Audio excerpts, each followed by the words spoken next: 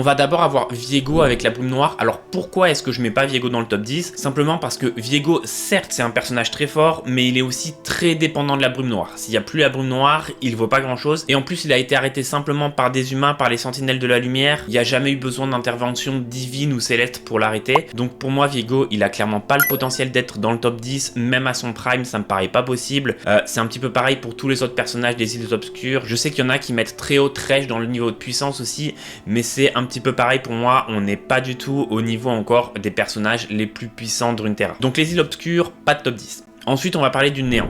Alors, des personnages très puissants du néant qu'on ne peut pas mettre dans le top 10, pour moi, il y a Shogat, il y a Rek'Sai et il y a Vel'Koz. Les autres sont moins puissants. Le problème pour moi de ces champions-là, c'est que actuellement dans le lore, ils n'ont pas fait grand chose.